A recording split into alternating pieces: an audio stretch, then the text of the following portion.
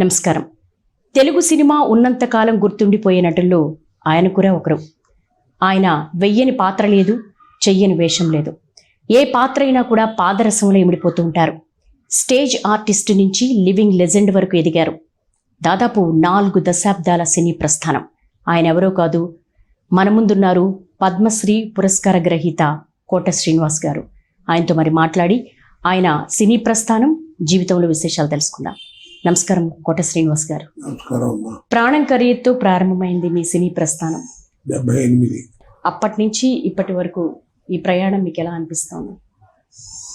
ఎలా ఉందండి, ఇప్పుడు నేను ఒకటే అనుకుంటానండి, నేను నటుడినే కానీ నాటకాలు నేర్చుకున్నాను కానీ ఎప్పుడు సినిమా యాక్టర్ అవుదాం అనుకోలేదు. ఎప్పుడు ప్రయత్నం కూడా చేయలేదు. సినిమా నటుడిని అవ్వాలనేటువంటిది నాకు అసలు మనసులో కోరిక లేదు. స్టేజ్ మీదే రంగస్థలంలోనే రకరకాల పాత్రలు వేసి పేరు తెచ్చు అలా మొదలైనటువంటి ఇది అన్ని చూశాను. ఆ రోజుల్లో ఉంది రేడియో కదా, రేడియోలో నాటకం చదవటం. చాలామంది రేడియోలో నాటకం వేసానంటారు. నాటకం వేయలేము, రేడియోలో నాటకం చదవటమే. నాటకాల దగ్గర నుంచి టీవీ, తర్వాత సినిమా, ఇది వరుస. భగవంతుడు అనుకోకుండా ఇచ్చారు. సరే, ఎందుకు ఇచ్చారు? ఆయన ఊరికే ఎవరు కదా, మనిషి జీవితం. దాన్ని జాగ్రత్తగా ఆయన తెప్పిస్తాడు. అది వాడుకోవడం మన పద్ధతి, మన అవసరం, మన ధర్మం. వాడుకోవడం బాగుపడతాం, లేదంటే నాశనం పడతాం. ఆ రెండో భావం లేకుండా మొదటి భావంతోనే భగవంతుడు ఇచ్చాడు. దాన్ని ఏదో రకంగా చక్కగా వాడుకోవాలి అనే దృష్టితోనే వచ్చాను. అది ఏదో భగవంతుడి దయ, మీ అందరూ ఆశీర్వాదం, ప్రజలందరూ నన్ను ఆశీర్వదించి 40 ఏళ్ళకి పోషించారు. మీరు సినిమాలో 3 షిఫ్ట్లు వర్క్ చేసేవాళ్ళని విన్నాను. అసలు ఎప్పుడు లేచేవాళ్ళు, ఎప్పుడు తినేవాళ్ళు, ఎప్పుడు షూటింగ్ లో ఉండేవాళ్ళు? అంటే నేను ఒక్కడనే కాదండి, నాకు మళ్ళీ బిజీ అయినటువంటి ప్రతి ఆర్టిస్ట్కి ఇది తప్పదు. రోజుకి 20 గంటలు పనిచేసాను. మీరు ఆశ్చర్యపోతారు, కొన్ని రోజులు నేను రోజుకు 3 స్టేట్లు కూడా పనిచేశాను. పొద్దున హైదరాబాద్, మధ్యాహ్నం చెన్నై, రాత్రి బెంగళూరు. మళ్ళీ వచ్చి ఎయిర్పోర్ట్లోనే స్నానం చేసి మళ్ళీ ఇక్కడ షూటింగ్ వచ్చాను. అంటే అప్పుడు ఎయిర్పోర్ట్లో ఇంత రిస్ట్రిక్షన్ ఉండేది కాదు కదా. అందువల్ల అంటే మనిషికి, ప్రతివాడికి భగవంతుడు ఒక టైం ఇస్తాడు. మంచి టైం ఇస్తాడు. ఆ టైంలో నీకు భోజనం చేయడానికి కూడా టైం దొరకదు. ఆర్టిస్ట్ టైం వస్తే టైం ఉండదు, టైం వస్తే టైం ఉండదు, భోజనం చేయడానికి కూడా టైం ఉండదు.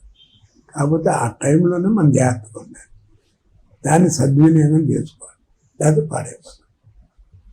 ఆ టైంలో నేను చెడిపోకుండా జాగ్రత్తగా ఉన్నాను అనుకుంటాను. భగవంతుడు ఈ జీవితం ఇచ్చాడు. అంత బిజీగా మీరు షిఫ్ట్కి 3 షిఫ్ట్లో కూడా పనిచేస్తూ 20 గంటలు పనిచేసే మీరు ఇప్పుడు ఈ సమయాన్ని ఎలా సద్వినియోగం చేసుకుంటున్నారు? ఇప్పుడు పిచ్చెక్కిపోతానండి. ఎవరైనా ఏముంది, నాకు నచ్చినట్టు తిరిగితే నొప్పి ఉండదని, నాకు నచ్చిన ప్రొఫెషను, నాకు ఇంకా శ్రమ ఏమనిపిస్తుంది, పని చేసాం, డబ్బింగ్లు ఇవి. ఇప్పుడు సినిమా యాక్ట్ చేయడం కాదు, దాని డబ్బింగ్ కూడా చెప్పాలిగా. అన్ని రకాలుగా చేసాము. కాకపోతే ఏంటంటే ఆ టైం జాగ్రత్తగా చూసుకోవాలి. ఇప్పుడు ఏమైపోయిందంటే రోజుకి 100-150 మంది మధ్యలో నదించు కూర్చోవడం, దాంతో ఇప్పుడు ఒంటరిగా ఒక్కడిని కూర్చోవడం, లేదంటే మా చేసిన కబుర్లు చేస్తూ కూర్చోవడం. ఏం తోస్తుంది? ఎవరి తోచదు, వయసు వస్తుంది. ఆ తోటకి ఏదో చిన్న మాట పెద్ద మాట అంటాం తెలియక, అవతలోళ్ళు తిట్టుకుంటూ ఉంటారు. మా నాన్నగారు ఈయనవాడు అంటాడు, చెప్పలేనివాడు చెప్పడు. ఇవన్నీ మామూలే, ఇక భరించాల్సిందే. దీన్నే ఫ్యాగండి అన్నారు ఇంగ్లీష్లో, అంతిమ దశలో. ఇక్కడి నుంచి ఇక మైనస్ చేసుకోవాల్సిందో ప్లస్ చేసుకోవాల్సింది లేదు. వయసు కూడా ఇక మనకి పెరుగుతోందని చూసుకోవాలి తప్ప పెరుగుతోందని చూసుకోవడం లేదు. 2 రకాల భావన ఉంటాయి. వయసు పెరుగుతుందన్న ఒకటి, మన వయసు పెరుగుతుందన్న, 2 చేరేది అవుతానికి. అందుకని అలా ఏదో కాలక్షేపం చేయడం తప్పేదేమో. నాకే కదా అందరికీ వస్తుంది. కృష్ణ అలాంటి వాడు ఎక్కువ బాధపడతారు కదా, బిజీగా ఉండి ఎప్పుడు 10 మందిలో తిరిగినవాడు. కాకపోతే దీనివల్ల నేను 2 విషయాలు కోల్పోయానండి. ఒకటి, నా ఫ్యామిలీ లైఫ్ మర్చిపోయాను. పిల్లలు వాళ్ళు చదువులు చూడటం చేయటం అది ఏమి లేదు నాకు. నెలకి 2 నెలలకి చూసామని పిల్లల్ని. ఏదైనా ఎప్పుడన్నా మొత్తం పడి బట్టలు కొనుక్కొచ్చినా అది సరిపోక కొలత మారి ఉండేది. ఎందుకు మీ బిజీ లైఫ్ స్టైల్ వల్ల 2 నెలలకి 3 నెలలకి వచ్చి కలిసేవాళ్ళు పిల్లలు? నెల మినిమం అండి. అందులో ఏంటంటే ఈ అవుట్డోర్ వచ్చిన కొత్త, ప్రతి సినిమా అవుట్డోరే. ఇప్పుడులాగా ఫెసిలిటీస్ ఏమున్నాయి ఇప్పుడు? అవును. చెట్టు కింద కూర్చోవడం, అక్కడే రన్ చేసుకోవడం, అక్కడే యాక్ట్ చేయడం. పాపం ఆడవారు మరీ బాధపడేవారు నట్టు మంది. పాపం వాళ్ళకి లేడీస్ అంతా ఇబ్బంది ఉంటాయి ఖచ్చితంగా. అలా ఏదో ఊళ్ళో వాళ్ళని బతిమాలి ఒక ప్రెసిడెంట్ గారింటనే ఎక్కడో కాసేపు రెస్ట్ తీసుకోవడానికి చాలా ఇబ్బంది పడ్డారండి పాత వాళ్ళంతా. మీరు ఒక మాట అన్నారు, అంటే రోజుకు 3 షిఫ్ట్లు చేయడంలో, తినడానికి కూడా టైం లేని సమయంలో నేను పిల్లల్ని మిస్ అయ్యాను, నా వ్యక్తిగత జీవితాన్ని చాలా వరకు కూడా మిస్ అయ్యానని. ఆ సమయంలో మీ భార్య రుక్మిణి గారు ఎలా మేనేజ్ చేయగలిగేవాళ్ళు? ఇప్పుడు మీ సక్సెస్లో ఆమెకి ఎంత క్రెడిట్ ఇస్తారు? నేను అందుకని ఎప్పుడు కూడా నా సక్సెస్ కారణం నా భార్య అని చెప్తానండి. ఎందుకంటే బయటికి వెళ్ళి నేనేం వెలుగుతున్నానో ఎవరికి తెలియదు కదా, ఏం వెలవబెడుతున్నానో ఎవరికి తెలియదు. నేను చెడు చేసినా, మంచి చేసినా, చెడు చేసినా రిజల్ట్ వాళ్ళకే కదా పాపం. అన్నీ భరించి పాపం మరి అలాగా మరి వాళ్ళకుంటే ఇబ్బందులు వాళ్ళకుంటాయి. వాళ్ళకి అది చేసింది అదే, నాకు అదే అండి. ఇప్పుడు దానికి 75, హార్ట్ ప్రాబ్లం, కర్రబట్టుకుని నడవాలి, గట్టిగా నడిస్తే ఆయాసం, కొట్టుకుంటే ఆయాసం, ఇవన్నీ మామూలే. వయోవృద్ధులు. ఎప్పుడైనా మీ పిల్లలు మిమ్మల్ని అడిగేవాళ్ళ, నాన్నగారు మీరు ఏంటి ఇంత ఇన్ని రోజులు కనిపించలేదను? మీరు ఒక నెల తర్వాత వచ్చినప్పుడు వాళ్ళ ఫీలింగ్ ఎలా ఉంది? వాళ్ళు డిసైడ్ అయిపోయారండి. నాన్నగారు ఏంటంటే ఆయన కనపడలేండి, బాగా బిజీ అండి మా నాన్నగారు అని సర్దుకుపోయేవారు. పిల్లలు కూడా అదృష్టం బాగుండి బాగా చదువుకుంటారండి. పిల్లలు ట్యూషన్ చేస్తుంది ఏం లేవు. మంచి మెరిట్ స్టూడెంట్, బాగా మెరిట్, గొప్ప చెప్పకూడదు. కోట శ్రీనివాస్ గారు, మీ నాన్నగారేమో ఒక డాక్టర్ వృత్తిలో ఉన్నారు, మీకు కూడా డాక్టర్ అవ్వాలని ఒక ఆశ ఆకాంక్ష ఉండేదని అన్నారు, కానీ ఎలా ఈ స్టేజ్ నటన మీదకి వచ్చారు? ఆ రోజుల్లో మా నాన్నగారి దగ్గరికి, డాక్టర్ గారి దగ్గరికి ఈ తర్వాత ఎవరు లేరా అండి, ఎవరు లేరా అని అంటూ ఉండేవారు. మా నాన్నగారు కేకలు వేసేవారు, అదే నా గురించి కాదు, వాళ్ళు మాట్లాడుతున్నారు, వాళ్ళ కోసం చదువుకోరా అని. సరే అని ప్రీమిస్టీ అయిన తర్వాత నాకు 1960లో ప్రీమిస్టీ అయిపోయింది. ఆ ప్రీమిస్టీ అయిన తర్వాత సైన్స్ గ్రూప్ ఉంటుంది కదా, ఫిజిక్స్, కెమిస్ట్రీ, బాటనీ, ఆ గ్రూప్ మార్క్స్ చూసేవారు మెడికల్కి. ఆ గ్రూప్ మార్క్లో 1% తక్కువ వచ్చింది. దాంతో నాకు ఎక్కడ సీట్ రాలా. ఆ రోజుల్లో ఆ గ్రూప్లో ఇంత రావాలి మెడికల్ కంటే అప్లై చేయడానికి ఉండేది. ఇప్పుడు ఏవో మారిపోయినాయి, మనకు తెలియదు. అది రాకపోయేటప్పటికి ఏదో ట్రై చేసి అక్కడ ఇక్కడ బాగా చాలా యూనివర్సిటీలు తిరిగాను. ఎవరైనా సరే ఏం చేయొచ్చు, కానీ చివరికి ఏంటంటే అప్పుడే కొంచెం డొనేషన్ స్టార్ట్ అయిన రోజులు 5,000 డొనేషన్ కట్టమన్నారు. మా నాన్నగారు ఏంటంటే, నువ్వు ప్రపంచంలో ఎక్కడేం చదువు, అప్పులు చేసాను చదివిస్తా, నేను 50 డొనేషన్ మాత్రం కట్టినాను ఆయన. అలాగా ఆ సంవత్సరం వేస్ట్ అయిపోయింది ఆల్మోస్ట్. తర్వాత బిఎస్సీ చదివి వెళ్దాం మెడిసిన్, కానీ ఒక చెడు అలవాటు వచ్చి, ఆ ఆలోచన వచ్చి ఇటు చేరా. సరే ఇక్కడికి వచ్చిన నాటకాలు పెద్ద అలవాటు ఈ లైఫ్ అది మర్చిపోయాం. సరే మర్చిపోవడం వల్ల ఇదిగో భగవంతుడు మంచి జీవితాన్ని ఇచ్చాడు, దాన్ని సద్వినియోగం చేసుకున్నాను లేదని నేను అప్పుడప్పుడు అద్దం ముందు కూర్చుని ఆలోచిస్తుంటూ ఉంటాను, చేసిన తప్పులు ఏమిటి, ఏం చేశాను ఏంటి. నాన్నగారు డాక్టర్, మీరు నాటకాలు వేయడాన్ని ప్రోత్సహించారా? లేదండి, కొట్టేవారు కూడా, దెబ్బలు కూడా తిన్నారు. అలాంటి ఆయన పాపం నా పురోగతి చూడకుండా పోయారు ఆయన. అది నేను నా వెళ్ళి కొట్టింది అని ఆయన అనుకుంటే, మా అమ్మగారు చూసింది కొంతకాలం, 2 సంవత్సరాలు. 85లో నాన్నగారు పోయారు, 2001లో మా అమ్మ పోయింది. అంతకాలం చూస్తూనే ఉంది. ఫస్ట్ ప్రతిఘటన మా అమ్మగారిని తీసుకెళ్ళి చూపించాను. ఏంటలేదు. ఏమన్నారు అప్పుడు అమ్మ ప్రతిఘటన ఏం చూసినప్పుడు? దానికి ఏం తెలుసు బాబు, పెద్దవాళ్ళు అప్పటికే 80 ఏళ్ళు. ఏదో అందరు నవ్వుతుంటే ఊరికే ఏంటని బయటికి రానివ్వకుండా థియేటర్లో పడుతుంది. అది చేసినా అమ్మ పడేది. అహనా పెళ్ళంటలో కళ్ళజోడులోంచి చూస్తూ ఉంటారు. పిసినారిగా నటించడం వేరు, జీవించడం వేరు. ఆ పేపర్లు కట్టుకోవడం కానీ, కోడిని కట్టి దాన్ని చూస్తూ అన్నం తినడం కానీ, ఇవన్నీ ఎట్లా అంటే అందులో జీవించేశారు. ఖచ్చితంగా పిసినారంటే ఇంత పరమ పిసినారా అనుకునేలాగా, ఇంత పరమ పిసిని కొట్టా అనుకునేలాగా. అంటే దీనికి ఒక చిన్న కథ చెప్పాలండి, జరిగింది చెప్పాలి, కథ కాదు. ఒక రోజు నేను మద్రాసు వెళ్ళటానికి హైదరాబాద్ ఎయిర్పోర్ట్లో కూర్చున్నాను. వాడు ఏదో ఫ్లైట్ ఒక అరగంట అంత లేటు. సరే అక్కడ కూర్చున్నాను బోర్డింగ్ కార్డు తీసుకుని. నాయుడు గారు వచ్చారు అక్కడికి, రామనాయుడు గారు. పెద్ద ఆయన వచ్చారని గవ్వోలి నమస్కారం సార్ అన్న. ఆయన టైంకి వచ్చారు, గమ్మత్తు కనపడారా రా అని పక్కన వచ్చాడు. వెళ్ళేది సినిమా ఫైనల్ ఇప్పుడే చేసి వస్తున్నాను అంటే ఏదో డేట్ల కోసం అనుకున్నాను. అప్పుడు ఆయన అన్నారు, 20 రోజుల నుంచి డిస్కషన్ జరుగుతుంది, కథ చాలా గొప్పగా ఉంది, జంజాల గారు రాశాడు, ఆయన డైరెక్ట్ చేస్తున్నాడు, ఆ వేషం పండిందంటే సినిమా బ్రహ్మాండం కాదు, ఆ సినిమా పోయిందంటే ఆ వేషం పోయిందంటే సినిమా ఆడదు. ఎవరా అని 20 రోజులు డిస్కషన్ చేస్తుంటే ఆయన ఒప్పుకోవట్లేదు. నేను రావుగోపాల్ రాతో వేద్దాం అనుకున్నాను ఆ వేషం అన్నాడు. ఈయనేమో వద్దంటాడు. ఎందుకు అని ఇవాళ ఫైనల్ కన్విన్స్ అయ్యాను. ఇవాళ చెప్పాడు ఆయన, ఇన్నాళ్ళు నేను చెప్పడానికి భయపడ్డానండి గోపాలరావు గురించి. గోపాలరావు మీరు ఎంత మేకప్ అయిన చేయండి, ఆయన దగ్గర ఆ లేఖితనం అది చూపించలేము. ఎంత మేకప్ చేసినా ఆయన స్కిన్ అది ఎర్రగా ఉంటుంది, చేస్తుంది చందగారు. అలా కాదంటే చూడంగానే అసహ్యం పుట్టాలి. నేను నా మాట వినండి, నేను కోర్టులో చేయించుకుంటాను అన్నట్ట. వాడి మీద కొత్తగా వచ్చాడు, ఎలా బ్యాంక్ అవుతాను, ఏం పర్లేదు నేను చేయించుకుంటాను కదా అన్నాడు. సరే కానీ ఏది చెప్పింది బాగానే ఉందిలే అనుకుని, నాకు డబ్బులు తక్కువ అవుతాయి కదా అని నేను వద్దాను, నాకు కాదనలేదు. అది ఫైనల్ అయిపోయింది, చాలా మంచి వేషం, 20 రోజులు ఆ డేట్లు కావాల్సి వస్తాయి, చేస్తాం అనుకుని నా పెద్ద కంపెనీలో పనిచేయడం కదా చేసాము, సక్సెస్ అయింది.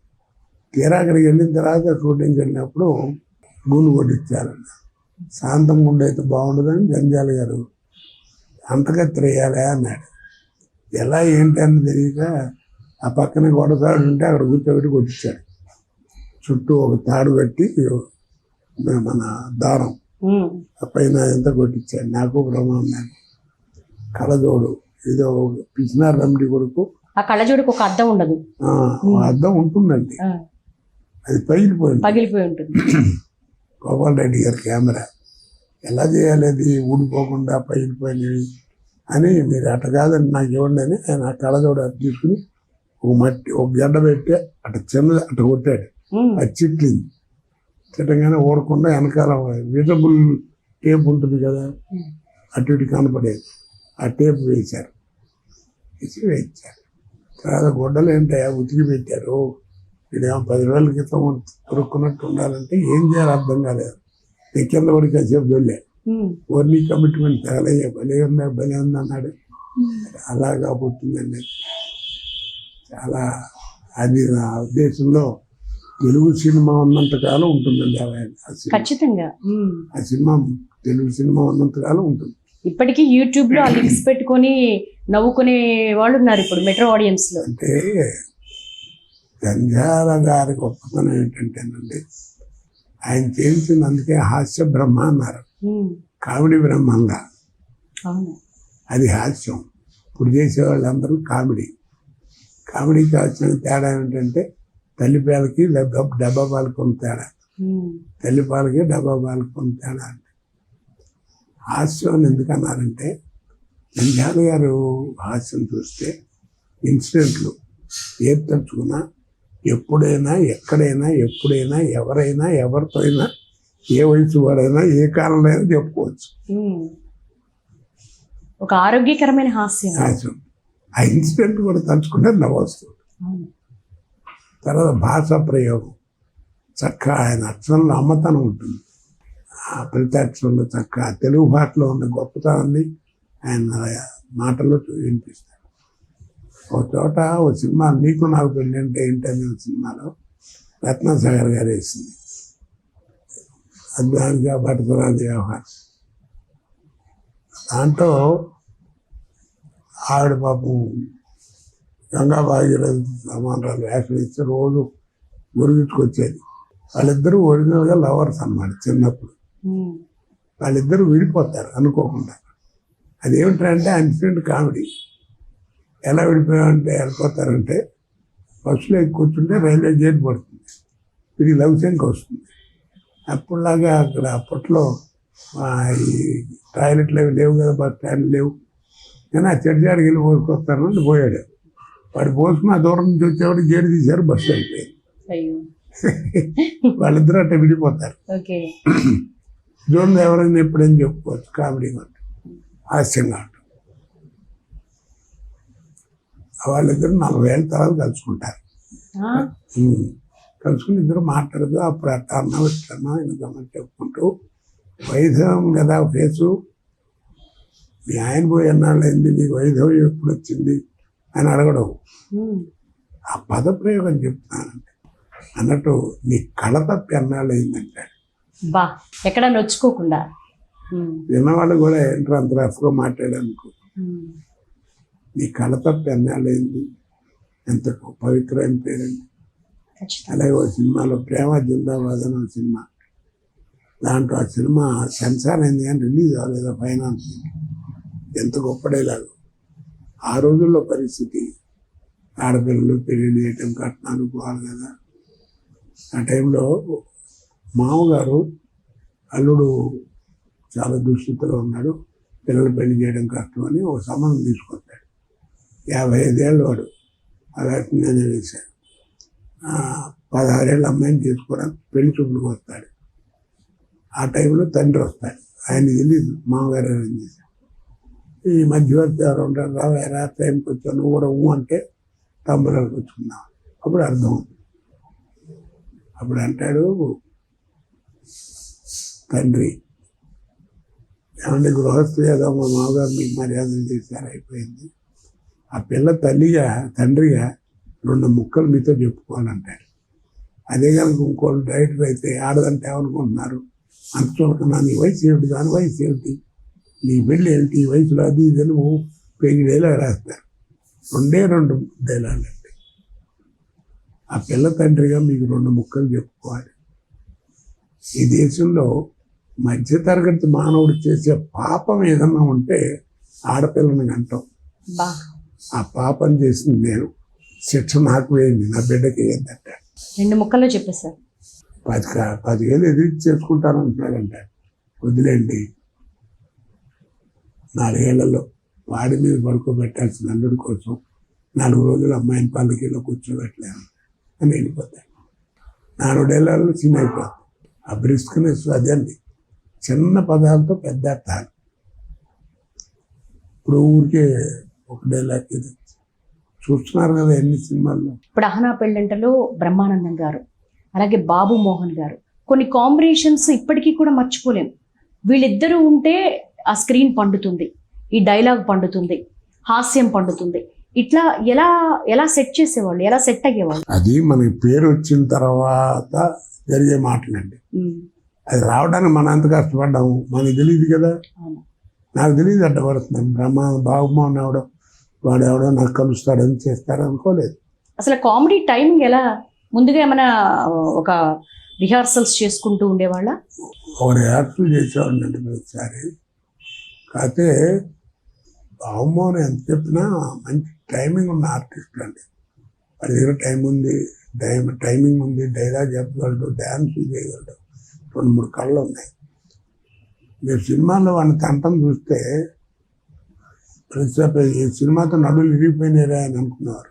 అంతే కదా, ఏమి లేదండి. అదే టైం నాకు అంతే భలే ఇష్టం. నాకు గట్టిగా తనేవాళ్ళ, అస్సలు తగలదండి కాలు.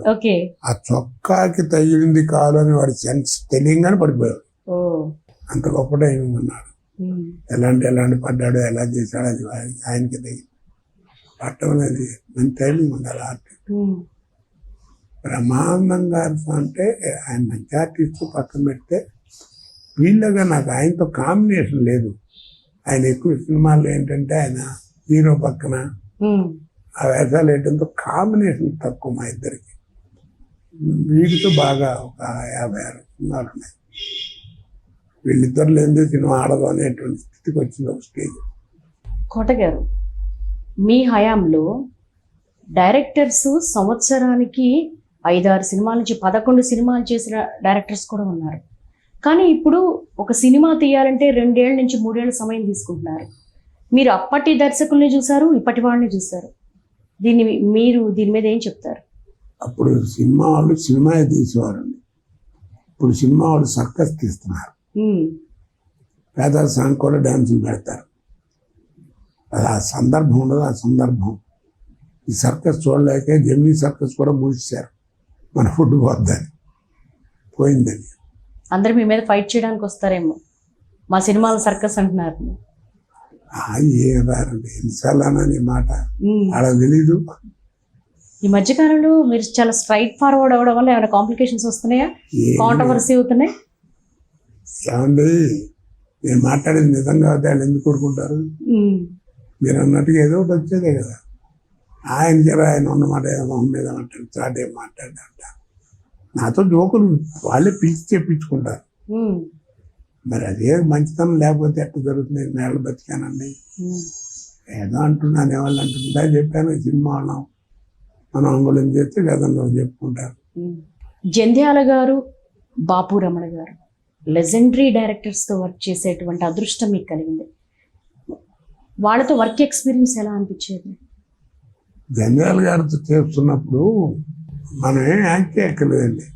ఆయన సీన్ చదివి వినిపిస్తుంది అని మనం నవ్వొచ్చేస్తాయి. 4 క్యారెక్టర్ ఉంటే 4 క్యారెక్టర్లు ఆయనే చదువుతాడు చక్కగా. 4 మాడ్యులేషన్లో ఆయన చెప్పినట్టు మనం చేస్తే చాలు. అంత గొప్ప డైరెక్టర్. బాపు గారు ఏమిటంటే చెప్పడం. బాపు గారి దగ్గర ఏంటంటే నీ దగ్గర నుంచి ఎక్స్ట్రాక్ట్ చేస్తాడు. ముందు మిమ్మల్ని చెప్పమంటారా? చెప్పండి, ఇంకో రకంగా చెప్పండి కోట గారు అంటాడు. ఇంకో రకంగా చెప్తాం, ఇంకో ట్రై చేయండి అంటారు. అది మధ్యలో చెప్పారే అది చెప్పండి బాగుంటుంది అంటాడు. అది ఆయన తత్వం. ఆయన ఏంటంటే వాడు నటులు ఒక మాయరోగం ఉందని నటుల దగ్గర, నాకు తెలియదు మీరు చెప్పండి అంటారు. మనం చెప్పామనుకోండి మమ్మల్ని ఇమిటేట్ చేస్తారు. వాళ్ళ స్వతహాగా వచ్చేది పోతుంది. అందుకని నాకు అది ఇష్టం ఉండదండి అంటుంటారు. అది గొప్పతనమే, ఇది గొప్పతనమే. ఇది చెప్పడం దమ్ము ఉండాలి, ఆయనలో వర్త్ ఉండాలి. అక్కడ ఆయన ఎస్టార్ట్ చేసుకుని తెలివితేటలు ఉండాలి. సో లొకేషన్లో ఎలా ఉండేది? సరదాగా ఉంటుందండి. అవునా? ఎందుకంటే మీ సినిమాలు చూస్తేనే కడుపుబ్బ నవ్వు వస్తుంది, కామెడీ క్యారెక్టర్స్. అదే లొకేషన్లో ఊహించుకుంటే గోచి పెట్టుకుని చంటి పిల్లల యాక్టర్ అంటే గోచి పెట్టుకొస్తే మరి నవరండి. అంతేగా, మరి రావడానికి నాకెంత సిగ్గు లేకుండా ఉండాలి. లేడీ క్యారెక్టర్ ఆర్టిస్టులు అందరూ ఎదురుగుండా ఉంటారు. వాళ్ళు గోచి పెట్టి రావడం అంటే మాట్లా అంత దున్నపోతులో ఉండేది. అన్నీ బాగా ఫేస్ చేసాం. ఎంత నటన అనుకోబట్టి అవేం పట్టించుకోకుండా ఉండబట్టి ఏంటండి అనిపిస్తుంది. ఇప్పుడు అనిపిస్తుంది. అప్పుడు చేస్తే ఉంది. స్టేజ్ ఆర్టిస్ట్గా నాటకాలు వేసే మీకు అసలు ప్రాణం ఖరీదులో మీలో ఒక నటుడు ఉన్నాడు, ఒక కామెడీ క్యారెక్టర్కి మీరు సరిపోతారను, ఒక విలన్ క్యారెక్టర్కి సరిపోతారు అంటే తర్వాత వచ్చినటువంటి వేరియేషన్స్లో మీరు ఇమిడిపోయారు. కానీ ఫస్ట్ ప్రాణం ఖరీదులో ఛాన్స్ ఎలా వచ్చింది? అదేమిటంటేనండి, ఇది నాటిక. శ్రీశ్వరరావు గారు ఆయన రాశారు. ఆ నాటికలో నేను సినిమాలో గోపాలరావు రాశారు కదా, ఆ వేసిన మెయిన్ క్యారెక్టర్ వేసేవాడిని. చాలా అద్భుతమైన పేరు వచ్చింది నాకు ఆ రోజుల్లో. అది క్రాంతి కుమార్ గారు చూశారు సినిమా. చూసి దాని సినిమా తీయాలనుకున్నారు. దాంతో అప్పుడు మాది సినిమా గ్లామర్ కదా గోపాలరావు, ఆ వేషం గోపాలరావు వేశారు. అప్పుడు ఆ రైటర్ గారు ఏమంటే నాకు కొంచెం సెంటిమెంటు, నాటకాన్ని వేసి వాళ్ళు పైకి తీసుకొచ్చిన వాళ్ళే కదా, వాళ్ళందరూ కూడా ఏదైనా వేషం ఇవ్వమంటే ఏదో ఆ గూడెల్లో ఉండే వేషం 2 డైలాగులు ఉంటాయి. దాన్ని నూతన ప్రజలు దెబ్బకి చెప్పాడు ఆ రోజుల్లో. వేషం అలా రావటం జరిగింది. ఆ వచ్చినప్పుడు అందరితో కలిసి మాట్లాడటం చేయటం, అప్పుడు కైగాలి సత్యనారాయణ గారు వాళ్ళు పెద్దవాళ్ళతో కలవడం, వాళ్ళందరూ వాళ్ళు మంచి టైమింగ్ ఉంది, ఎప్పటికైనా ఆర్టిస్ట్ అవుతాను ఎంకరేజ్ చేయడం అలా జరిగాయి. 3 తరాల నటీనటులతో నటించారు మీరు. అప్పటి తరానికి ఇప్పటి తరానికి మీరు బేసిక్గా గుర్తించినటువంటి వేరియేషన్ ఏంటి? అప్పుడు కష్టపడి మనం మన నైపుణ్యం డైరెక్టర్ చూపించి పైకి రావాలనుకునేవారు. ఇప్పుడు ఏంటంటే మన నైపుణ్యం చూసి డైరెక్టర్ పెట్టుకోవడం. ఇప్పుడు రాను రాను తయారైందంటే నైపుణ్యం వాడు ఎవరు డైరెక్టరే లేడు, ఇంకా ఆర్టిస్టులు ఎక్కడి నుంచి వస్తారు? ఇదివరకు హీరోలు అంటే ఏదో 10 మంది ఉండేవారు మ్యాక్సిమం. కృష్ణ గారు, గోవింద్ బాబు, రామారావు, నాగేశ్వరరావు. ఇక అంతకంటే మనం ఎవరిని పెద్దగా చూసుకోవాలి, కృష్ణరాజు గారు అప్పుడప్పుడు. అంతే తప్ప 5-6 తప్ప పెద్దగా ఉండేవారు. ఇప్పుడు హీరోలు అంటే 40 మంది 50 మంది ఉన్నారు, పేర్లే జ్ఞాపకం ఉండవు. అలాగే కమెడియన్స్ అంటే 100 లెక్క ఉన్నారు. ఆ రోజులు వేరండి. అప్పుడు ఏంటంటే కరెక్ట్గా మజ్జిగ చక్కగా ఉండేది. ఇప్పుడేమో నీళ్ళు ఎక్కువైపోయి పలచబడిపోయాయి. ఎందుకు మంది ఎక్కువయ్యారనా? అంతేగా మరి, అన్ని పలచబడిపోలా. టాలీవుడ్ స్థాయి ప్రపంచ యవనిక మీద, విశ్వ జగతి మీద ఒక బాహుబలి కావచ్చు, లేకపోతే RRR కావచ్చు, ఈరోజు ఆస్కార్ లెవెల్కి వెళ్ళిందంటే ఇంత డైరెక్టర్స్ ఎఫర్ట్స్ కానీ అలాగే యాక్టర్స్ ఎఫర్ట్స్ కానీ ఉంటుందంటున్నారు కదా. క్రిటిసైజ్ చేస్తున్నాను కాదు, బాహుబలి అద్భుతంగా తీశారు, ప్రపంచ ఖ్యాతి గాంచింది, ఆర్థికంగా, పేరుగా, అన్ని రకాలుగా. మరి దర్శకుడిని ఎవరు చెప్పుకోరు ఏంటండి? ఎంత గొప్ప డైరెక్టర్ అతను రాజమౌళికి కూడా మంచి పేరు వచ్చింది. అవార్డులు ఏముంది దాంట్లో? ఆర్ట్ వాడికి వాళ్ళకి వీళ్ళకి ప్రైజ్లు వచ్చినాయి, కానీ బెస్ట్ డైరెక్టర్ని ఇవ్వలేదే.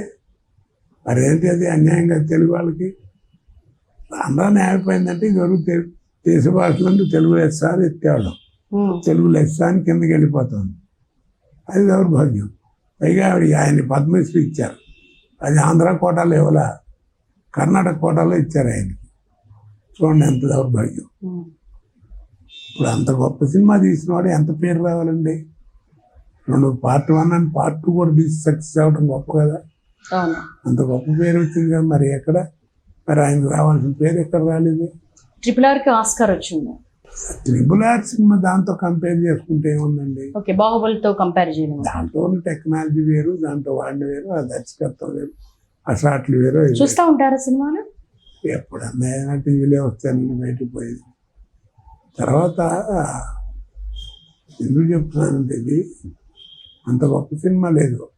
ఇప్పుడు మరి పాత మాయాబజార్ సినిమా ఉంది, ఇప్పుడు ఎవరు బాహుబలి గురించి చెప్పుకోవట్లే, అయిపోయింది. పాత మాయాబజార్ తీస్తే ఉంది, ఈరోజు కూడా 6 ఏళ్ళ కుర్రాడు దగ్గర నుంచి 60 ఏళ్ళు ముసలాడు దగ్గర దానికి ఫ్యాన్స్ ఉన్నారు. దాంట్లో తీసిన షాట్లు రామలింగయ్య గారు, వంగారు గారు ఆ తాంబూలం వేసుకోవడానికి వచ్చినప్పుడు ఆ తివాసి ఇలా చుట్టూ రావడం, మళ్ళీ అటు వెళ్ళటం, మళ్ళీ వీళ్ళు కాళ్ళు అడ్డం పెట్టడం, మీద పట్టడం, చేయటం, ఆ చెప్పులు వాటంతా వెళ్ళి మంచం మీద ఉంటాం, చేతికర్రలు వాటంతా వెళ్ళి రావడం, మళ్ళీ వెనక్కి వస్తారు. ఆ షాట్లు తీయమనండి. ఇప్పుడు తీస్తారు, కానీ ఎన్ని లక్షలు ఖర్చు పెడతారు? ఆ రోజుల్లో మరి ఏంటి, గుప్పడే టెక్నాలజీ ఉంది, ఇంత టెక్నాలజీతో ఇంత చూపించారు. ఇప్పుడు ఊరికే టెక్నాలజీ మీద ఆధారపడుతున్నారు తప్ప చూపించేదంటే క్లారిటీ లేదు. సినిమాకి నాటకానికి తేడా ఏంటని అడిగారు నన్ను. ఒకటే చెప్పాను, చిన్న తేడా ఒకటే, ఒక సెంటెన్స్. ఇప్పుడు నాటకం ఉందనుకోండి, మేకప్ అది చేసుకుని వెదర్ నేర్చుకుని మీకు సెలవు పెట్టుకుని ఐడియా ఎవరికి కనపడద్ది? 1 వరుస, 2వ వరుస, 3వ వరుస, అక్కడి నుంచి క్లారిటీ పోద్ది. ఆ చెప్పరు వాడికి తెలియాలంటే ఎట్టా? అందుకని అంటే కనపడదని చేతులు ఒప్పుకుంటూ ఇటు అనుకుంటూ అట్ట అనుకుంటూ చేయటం, నరవటం మైకులో ఉండేది. అదే సినిమా అనుకోండి, ఈ కన్ను అంగుళ్ళు నర ఉంటుంది, ఇది క్లోజ్ షాట్ తీసారనుకోండి ఎంత వస్తుంది? 35 mm వస్తుంది. మరి నాటకానికి సినిమా తేడా ఏంటి? నాటకానికి అంత చేస్తే ఇంతే కనపడుతుంది, సినిమా ఇంత చేస్తే అంత కనపడదు. ఆ టెక్నిక్ తెలిసిన వాడు సక్సెస్ అవుతాడు. ఇది వరకు సినిమాలు మనుషుల మీద ప్రభావం చూపించేవి, ఇప్పుడు మనుషులు ప్రభావమే సినిమాల మీద ఉంటుంది. ఎందుకంటారు అసలు ఈ మార్పు ఎలా వచ్చింది? మార్పే ఉంటుంది, విషయం లేకపోవడం. కేవిరెడ్డి గారిని ఇప్పటిదాకా మార్చగలిగారా? బాలచందర్ ఆయన ఎవరు, ఏం చేస్తాం, స్టాండర్డ్ ఈ స్టాండర్డ్. ఇదే 2 సినిమాలు చూసావు కదా, బాహుబలి అవి నీకు ఏమనిపించింది అన్న ఒక ఆయన, ఒక్కరాని కొత్త ఓల్డ్ ఈజ్ గోల్డ్ అండి అన్నాడు. పిచ్చివాడా, ఓల్డ్ ఈజ్ గోల్డ్ అని తెలుసు, నువ్వు గుర్తుపెట్టుకోవాల్సింది ఒకటి ఉందని జాగ్రత్త అన్నాను. ఏంటన్నాడు, gold never become gold. Great. Gold never become gold. బంగారం పాత బంగారం అంటే దాని విలువ దాందే కదా, అంతే కదా. అది మర్చిపోకుండా ఆయన. అంటే కోట గారు, మారుతున్న కాలంతో పాటు చూసే ప్రేక్షకుడి మైండ్ సెట్ కూడా మారుతుంది కదా, దాంతో పాటే సినిమా తీసే విధానంలో కూడా మార్పులు రావడంలో ఆహ్వానించదగ్గ పరిణామేగా. అదేనండి, ఆ మార్పుల్లో స్టాండర్డ్ ఉన్నవాడికి వచ్చే మార్పు వేరు కదా. ఇప్పుడు నేను ఉన్నాను, నా మలుగుడితో నేను ఇప్పుడున్న కాలంలోనే ఉంటారు వాళ్ళు, కానీ వాళ్ళతో మాట్లాడే పద్ధతి అది నేను పద్ధతి మర్చిపోనే. వాళ్ళు నన్ను చూసి విసుక్కుంటారు. 2 సార్లు అదే నీకు తెలియదులే తాత అంటారు. ఎందుకంటే వాళ్ళకి కనపడేదే అది. వాళ్ళకి అదే మా అట్ట కాదు కదా. మన అమ్మని చూసాం, వాళ్ళు మమ్మీని చూశారు. ఆ తేడా దానికి మనం ఏం చేస్తాం, అనుభవించాల్సిందే. కాదు మన డ్యూటీ మనం చేయాలి. ఇప్పుడు మీకు విద్య నేర్పిన గురువు గారు, నాకు విద్య నేర్పిన గురువు, ఇంకా చాలామంది అందరికీ నేర్పించిన గురువు ఒకే మాట చెప్పారు. ఎవరు చెప్పినా రోడ్డుకి వెడం పక్కనే నడవమన్నారు. కుడి పక్కనే మాట రాలే వాళ్ళ నోటెంబడి. ఈవెన్ పోలీసు వాళ్ళు ఇప్పుడు కూడా కీప్ లెఫ్ట్ అంటారు. అంతేగాని కుడిపక్క గురించి మాట్లాడలా. ఇప్పుడు బయట నుంచి కుడిపక్క అందరూ చెప్పామా, సాక్షాత్ కమిషనర్ ఆఫ్ పోలీసు వచ్చి కీప్ లెఫ్ట్ అన్నారు అనుకోండి, అది చాలామంది చెబుతారు. మాట చెప్పే మాట అనుకోండి సార్, అది సరే కుడిపక్క నడిస్తే ఏమవుద్దండి అంటాడు. వాడికి ఎందుకది? వెడం పక్క నడవడం అనేది సాధన జరిగితే కుడిపక్క నడిస్తే ఏం జరుగుతుందో నీకే తెలుస్తుంది. ఈ సాధన చేయడు, దాని గురించి వాదిస్తాడు. కాబట్టి యువత పాడైపోతుంది ఎక్కడ? సాధన తక్కువ, వాదన ఎక్కువ. సాధన తక్కువ, వాదన ఎక్కువ. ఇండస్ట్రీలో కుల ప్రభావం ఎంతవరకు ఉంది? ఏమోనండి, నేను పెద్దగా పట్టించుకోను. ఆ ప్రభావం ఉందని నాకు తెలిస్తే నేను ఇట్లా ఉంటాను. 40 ఏళ్ళు బతకలేను. ఏదైనా విన్నా కానీ ఈ చెవితో వింటాం, ఆ చెవితో వదిలేయటమే. ఏది ఏమైనా నేను మాత్రం ఒక మాట మాత్రం చెప్పగలను. నేను 195% చిన్నది కమ్మవారి ఫుడ్డే. సినిమాలు వాళ్ళే కదా తీసేది. మిగిలిన 5% రెడ్లు కానీ చౌదరులు కానీ తీశారు. వాళ్ళది ఫుడ్ తిన్నాను, వీళ్ళది తిన్నాను, వీళ్ళు ఎక్కువ తిన్నాను, అంతే తేడా. కాకపోతే ఏదైనా నాకు ఇలాగా వాళ్ళ ఫుడ్ ఎక్కువ తిన్నాను కాబట్టి వాళ్ళు అంటే ఏదో కమ్మాళ్ళు అంటే చాలా ఇష్టం, కోటకంటారు అనుకున్న వాళ్ళు అనుకుంటా. చెప్పాను కదా సినిమా వాళ్ళని. నాకు ఆ భేదాలు ఏం లేవు. అలా ఉంటే నేను 40 ఏళ్ళు ఎట్టుపోతానండి. నన్ను ఎలా పోషిస్తారు అసలు కదా. లొకేషన్లో మిమ్మల్ని ఏమని పిలుస్తారు? కోటానే, చిన్న పెద్ద బాబాయ్ అంటారు. లేకపోతే మీరు చిరంజీవి గారు ఒకేసారి ప్రాణం ఖరీదుతో ఇండస్ట్రీలోకి అడుగు పెట్టారు. ఆయనతో మీ కెమిస్ట్రీ ఏ విధంగా ఉంటుంది? లొకేషన్లో మీరు ఎలా ఉంటారు? ఆయన అందరితో బాగానే ఉంటాడు, అందరూ ఆయనతోనే గౌరవిస్తారు. ఆయన కొంచెం గౌరవం ఇస్తారు కొంచెం ఆయన. ఎందుకంటే ఏదో విద్వత్తులో కొంచెం ఫైట్లు గీట్లు డ్యాన్సులు అన్నీ మరి ప్రత్యేకత ఉంది కదా. మరి రామారావు, నాగేశ్వరరావు, రాంబాబు గారు, వీళ్ళందరూ కృష్ణ గారు, వీళ్ళందరూ ఉండగా ఆయనదంటూ చిరంజీవి గారు ఒక ప్రత్యేకమైన స్టైల్ ఏర్పరచుకుని ఆయనదంటూ ఒక ఏరియా పెట్టుకున్నాడు. మరి అది గొప్పతనం కదా. అందుకనే ఆయనకుండే గౌరవం ఆయనకుంటుంది. కాకపోతే విద్వత్ అంటారు, ఎవరి అదృష్టాన్ని ఎవరు కాదంటారండి. ఎవరు ఆదుకోలేరు. మిమ్మల్ని ఆపాలని ఆపగలనా? మీకు రాసి పెట్టుంటే తప్పకుండా జరుగుతుంది. మీకు నచ్చిన నటుడు ఎవరు? నటుడు అంటూ నచ్చనే ఉందండి, ఎవరు బాగా చేస్తే వాడేనా. అంటే ఒక ఇన్స్పిరేషన్, ఒక మోటివేషన్ ఉంటుంది కదా.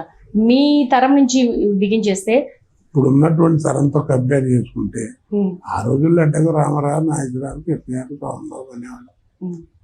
ఇప్పుడు ఈ యంగ్ బ్యాచ్లోకి వచ్చేటప్పటికి, ఈ యువతలోకి నేను ధైర్యంగా చెప్పగలనండి, ఈ కుర్ర బ్యాచ్లో ఉన్నటువంటి వాళ్ళల్లో number 1 junior NTR. Junior NTR డ్యాన్స్లో కానీ, డైలాగ్ డెక్షన్లో కానీ, యాక్షన్లో కానీ ఒక సత్తా ఉన్న మనిషి. అతనిలో ఆ పొటెన్షియాలిటీ ఉంది. తర్వాత బన్నీ, తర్వాత Mahesh Babu, Allu Arjun, Mahesh Babu, junior NTR. Junior NTR number 1 వీళ్ళలో. సినిమాలు చూస్తూ ఉంటారా? ఎప్పుడన్నా టీవీలోనండి, నేనే వెళ్ళాను సినిమాలు. ఎందుకంటే థియేటర్కి వెళ్ళి ఆనందిస్తూ చేసిన వస్తాను. కోట నమస్కారం సార్, ఈ మధ్యన రావట్లేదు ఏంటి, అదేంటి, ఈ ప్రశ్నలు ఎక్కువ అవుతాయి. నన్ను చూడని కూడా వాళ్ళు చూడరు సరిగ్గా అలాగే దేవుడి దగ్గరికి కూడా నేను పెద్దగా అందరికి తెలిసేట్టుగా వెళ్ళను. కామ్గా సుప్రభాత సేవకో దేనికో వెళ్ళిగా వాళ్ళు కనపడచ్చు. లేకపోతే పాపం వాళ్ళ కాన్సన్ట్రేషన్ పాడు చేసిన వాళ్ళం. మీకు బాగా ఇండస్ట్రీలో ఇబ్బందులు ఎదురై ఏడ్చిన సందర్భం ఏదైనా ఉందా? ఏడ్చిన సంబంధం ఏడుపు అంత ఏం లేదు కానీ బాధపడతాం అప్పుడు. ఇప్పుడు ఎలాంటప్పుడు అంటే గొప్ప నటులు అవచ్చు, పరభాషాలను తీసుకొని పెడతారు, వాళ్ళ వాటిలో వాళ్ళు గొప్ప. వాడికి ఎంత డైలాగ్ రాస్తారు, ఆయన డైలాగ్ తెలుగు భాష తప్పు పాపం కష్టం అని చెప్పి తెలుసు రైటర్, కానీ వాడికి ఎంత డైలాగ్ పెడతారు. ఆ డైలాగ్ తర్వాత నాకు డైలాగ్ ఉంటుంది. వాడు అది చెప్పడానికి చాలా ఇబ్బంది పడతాడు, మనం వెయిట్ చేయాలి, మనకి ఎప్పుడు వస్తుందో తెలియదు. అలాంటప్పుడు బాధగా ఉంటుంది. గంట జరగాలని షూటింగ్ పూట జరుగుతుంది ఉంటుందండి, బాధ ఉండకుండా ఎందుకు ఉంటుంది? ఇప్పుడు మీరు అడిగే ప్రశ్న నేను వెటకారంగా చెప్పాను అనుకోండి, మీకు బాధగా ఉండదు. కాకపోతే అడిగేవాడు లోకం అని చెప్పేవాడు లోకం అన్నట్టుగా అనుకోకుండా లేదో అడిగారు, మనం చెప్తే మనం చేసే బాధ మనం చేసి కరెక్ట్గా ఉంటే బాగుంటుంది అని అనుకుంటే చాలు, సవ్యంగా వెళ్తుంది. లేకపోతే ఏముంది? వ్యక్తిగత జీవితంలో మనుషులు కోల్పోవడం అనేది చాలా పెద్ద శిక్ష, కానీ ఆ దుఃఖం నుంచి కూడా బయటకు వచ్చి ఇంకా ఎంతో మందికి ఒక ఇన్స్పిరేషన్ ఇస్తున్నారు మీరు. అలాంటి వాళ్ళకి మీరు ఏం చెప్పాలనుకుంటున్నారు మా మాధ్యమం ద్వారా? ఈ వ్యక్తిగత ఇబ్బంది అని ఉన్నారు కదా, అది కూడా వ్యక్తిగత అభిప్రాయం అండి.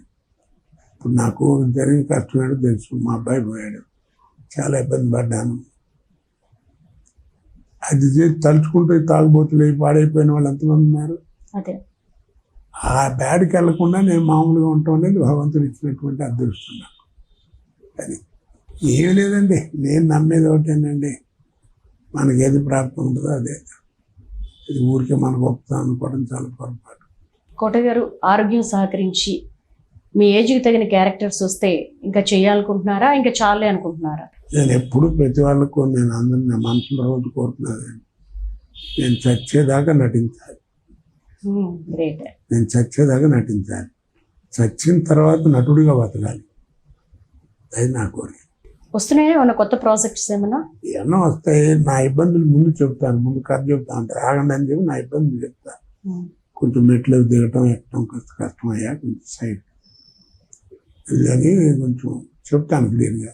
గవాన్ లేవటం, గవాన్ కూర్చోవడం కష్టం అని చెప్తాను. ఇప్పుడు చెప్పంటాను. వాడు ఏదైనా ఊహించుకుని చెప్పారు అనుకోండి, షూట్ అవుతుందంటే ఓకే అండి, లేకపోతే లేదు వెళ్ళేదిలేండి వెళ్ళిపోతారు. ఇది పెద్ద బాగుంది, ఎందుకంటే నాకున్న ఎక్స్పీరియన్స్కి నాకున్న ఏజ్కి నేను అక్కడికి వెళ్ళిన తర్వాత మెట్టు దిగండి నేను దిగలేనంటే ముందు చెప్పచ్చు కదా అంటే తలకాయ కొట్టేసినట్టు. అది చాలా తప్పు, అది నాకు ఇష్టం లేదు. ఎంతవరకు ప్రాప్తం అంతవరకు వస్తుంది. దాదాపు 750 పైచిలుకు సినిమాలు ఖాయం అండి. అన్ని క్యారెక్టర్స్ కూడా చేశారు, వాటన్నిటిలో కూడా ఒక మంచి పేరు సంపాదించారు, ఒక బ్రాండ్ క్రియేట్ అయింది కోట అంటే. ఇంకా ఈ క్యారెక్టర్ నేను చేయలేకపోయాను అనుకునేది ఏదైనా ఉందా? అంటే కైకాలి సత్యనారాయణ గారి దాకా సినిమాలు 5 రకాలే ఉండేవండి: సాంఘికం, పౌరాణికం, జానపదం, చారిత్రాత్మకం, కౌబాయ్. 5 రకాలు, 6వ రకం లేదు. ఇంకా నటన కూడా రిస్ట్రిక్టెడ్గా ఉండేది. ముస్లిం క్యారెక్టర్ ఇచ్చాం అనుకోండి, మీకు ఇస్తే మాకు పెడతాం, మాకు ఇస్తే మీకు, అలా ఉండేది. పొలిటికల్ క్యారెక్టర్ సోదరు మళ్ళారా అని ఉండేది. పౌరాణికం మీకు తెలిసిందే. కాబట్టి అప్పుడు ఏంటంటే సినిమా ప్రభావం మనుషుల మీద ఉండేది. ఇప్పుడు మనుషుల ప్రభావం సినిమా లేదు. సాధనా కట్ అని ఇవన్నీ గుణసుందర చీరలని, రామారావు ప్యాంట్లని అలా తొలిగి ఉండి ఇప్పుడు సినిమా మనుషుల ప్రభావం సినిమా మీద వచ్చింది. అందువల్ల మీరు చూసారు లేదు, నేను నాతో ఇప్పుడు నా కెరియర్లో 100-110 సినిమాల దాకా పొలిటికల్ క్యారెక్టర్లు వేయించుంటారు. మరి ఏది వేల్యూ రావలేదు. మరి ఎందుకది? అది అబ్జర్వేషన్. అంటే నాకు ఆ సినిమాలు నేర్చుకుంది కాదు, ఈ టీవీలో వాటిలో ఈ పార్లమెంట్ డిస్కషన్లు, అసెంబ్లీ డిస్కషన్లు మాట్లాడడం చేయటం, ఆ మాట వింటుంటే వాటిల్లో ఎక్కడో నాకు ఏదో ఒకటి చదువుతుంటుంది, బ్రెయిన్లో పెట్టుకోవడం. అది ఇలా చెప్పే కదా, ఆర్టిస్ట్కి ముందు అబ్జర్వేషన్ ముఖ్యం. ఇప్పుడు వస్తున్నటువంటి అప్కమింగ్ ఆర్టిస్టులకు మీరేమైనా చెప్తారా? ఏమీ చెప్పనండి. ఇప్పుడు అసలు కమింగ్ ఆర్టిస్ట్ అప్కమింగ్ ఏముంది, ఎవడు అప్ వెళ్తాడో ఎవడు డౌన్ వెళ్తాడో ఉంది. ఇప్పుడు వచ్చే ఆర్టిస్ట్ నేర్చుకోవాల్సింది ఏంటంటే 6 నెలల్లో ఎవరు మీకు నటన నేర్పలేడండి. నేను 25 సంవత్సరాలు నాటకం వేసాను, ఏం నేర్చుకున్నాను. కాబట్టి సినిమాలకు వచ్చిన తర్వాత ఏంటంటే ఇప్పుడు అదేం పట్టించుకోకుండా ఏదో మళ్ళీ ట్రైనింగ్ స్కూల్ చేరాలండి, 4 లక్షలు ఇచ్చాను, 6 నెలలు అక్కడ చదివాను, ఇక్కడ అది 6 నెలలే ఉండేస్తాడు. కాబట్టి ఇప్పుడు చెప్పేవాళ్ళకి ఏంటంటే ఏమి చేయక్కర్లేదు, నీకు శ్రద్ధ ఉంటే ఏమొద్దు. రామోజీరావు లేదో ఈటీవీ సినిమాలని అవన్నీ ఉషా కిరణ్ ఓల్డ్ ఛానల్స్లో బోల్డ్ తెలుగు సినిమాలు, ఓల్డ్ సినిమాలు వస్తాయి, అవి చూస్తూ ఉండండి. చూస్తే మీకే తెలుసు డైలాగ్ డిక్షన్, ఎక్కడ ఫుల్ స్టాప్ పెట్టాలి, ఎక్కడ కామ పెట్టాలి, అంతకంటే ఎవరు చెప్పలేడు. కాబట్టి అది అబ్జర్వ్ చేయండి, నేర్చుకోండి. ఇప్పుడు గుమ్మడి గారి క్యారెక్టర్ ఇస్తే ఆయన నిజంగా ఆయన డైలాగ్ చెబుతుంటే స్పష్టత ఎంత బాగుంటుంది, ఎక్కడ ఆపాలి, ఎక్కడ ఇది, ఎక్కడ హాస్యం, అన్నీ దాని తగ్గట్టుగా ఉంటుంది. చక్కగా డ్యూటీ నేర్చుకోండి. థ్యాంక్ యూ సో మచ్ కోట శ్రీనివాస్ గారు, మీకు ధన్యవాదాలు. నేనేం పెద్ద గొప్పవాడిని కాదండి, నాకు మీరు సమయం కేటాయించి వచ్చారు. మీరుగా అభిమానం కోసం వచ్చినప్పుడు నేను ఒకటండి, మీ టీవీ ద్వారా, మీ మీడియా ద్వారా నేను 40 సంవత్సరాలు నన్ను ప్రేమించి పోషించినటువంటి ప్రేక్షక మహాశైలికి, ఆర్టిస్టులు చేసిన అందరికీ హృదయపూర్వక నమస్కారాలు పెట్టుకుని వాళ్ళకి ధన్యవాదాలు చెప్పుకోవడానికి నాకు అవకాశం ఇచ్చినందుకు మీకు నేను ధన్యవాదాలు చెప్పుకుంటాను. Thank you so much.